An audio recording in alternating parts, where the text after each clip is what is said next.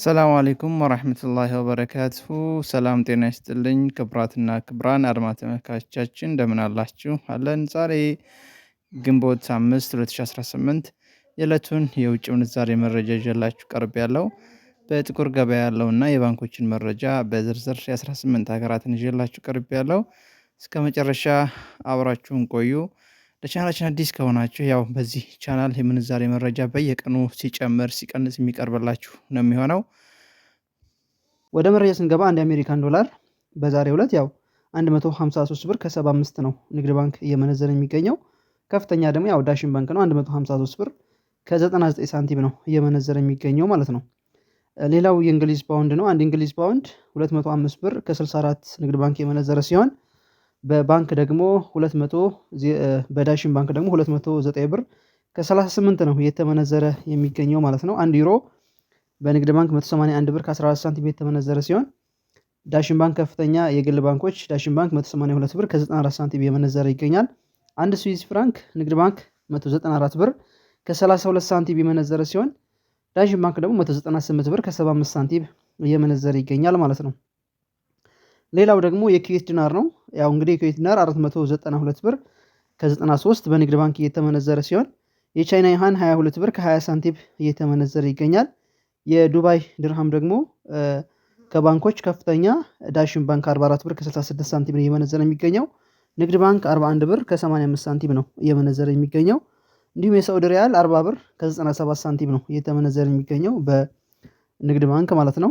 እንዲሁም በአውስትራሊያ የሳውዝ አፍሪካ ራንድ 9 ብር ከ39 ሳንቲም ነው ንግድ ባንክ እየመነዘረ የሚገኘው። ዳሽን ባንክ ደግሞ 8 ብር ከ34 ሳንቲም ነው እየመነዘረ የሚገኘው። በአውስትራሊያ በሳውዝ አፍሪካ ራንድ የተሻለ የሚመነዘረው ንግድ ባንክ ነው።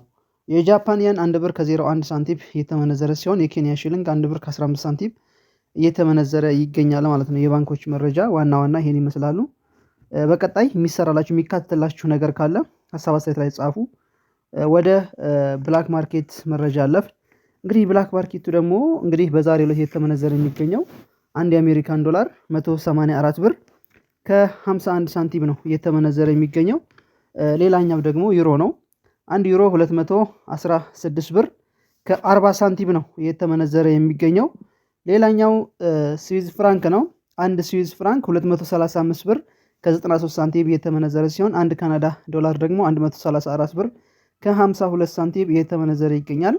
አንድ አውስትራሊያን ዶላር ደግሞ 133 ብር ከ15 ሳንቲም እየተመነዘረ ሲሆን አንድ የቻይና ዩሃን ደግሞ 27 ብር ከ16 ነው እየተመነዘረ የሚገኘው። አንድ የእንግሊዝ ፓውንድ ደግሞ 249 ብር ከ39 ሳንቲም የተመነዘረ ሲሆን አንድ የኩዌት ዲናር 600 ብር ከ22 ሳንቲም ነው እየተመነዘረ የሚገኘው። አንድ የዱባይ ድርሃም 50 ብር ከ25 ሳንቲም እየተመነዘረ ሲሆን አንድ የሳውዲ አረቢያ ሪያል ደግሞ 49 ብር ከ59 ሳንቲም ነው እየተመነዘረ የሚገኘው። አንድ ኦማን ሪያል ደግሞ 479 ብር ከ89 ሳንቲም እየተመነዘረ ሲሆን አንድ የጆርዳን ዲናር 260 ብር ከ29 ሳንቲም እየተመነዘረ ይገኛል። አንድ የባህሬን ዲናር ደግሞ 489 ብር ከ04 ሳንቲም እየተመነዘረ ሲሆን አንድ የኳታር ሪያል ደግሞ 50 ብር ከ63 ሳንቲም ነው እየተመነዘረ የሚገኘው። የግብፅ ፓውንድ 3 ብር ከ48 ሳንቲም እየተመነዘረ ሲሆን አንድ የቱርክ ሊሬ 4 ብር ከ13 ሳንቲም እየተመነዘረ ይገኛል። ለዛሬ ያስኩላችሁ መረጃ ይሄን ይመስላል። እንደተመቻችሁ ተስፋ አደርጋለሁ። በቀጣይ የሚስተካከል ነገር ካለ ሀሳብ አስተያየታችሁን ኮሜንት ላይ አስቀምጡልኝ። ሁላችሁም የሚጨመር የሚቀንስ ነገር ካለ የሚስተካከል ነገር ካለ መቅደም ያለበት ካለ በቅደም ተከተል የምናቀርብላችሁ ነው የሚሆነው። እስከዛው ድረስ ሰብስክራይብ፣ ላይክ፣ ሼር በማድረግ ተቀላቀሉ እንላለን። ቪዲዮውን ላይክ ማድረግ አትርሱ እንላለን። በሌላ መረጃ እስከምንገናኝ ቻው ቻው።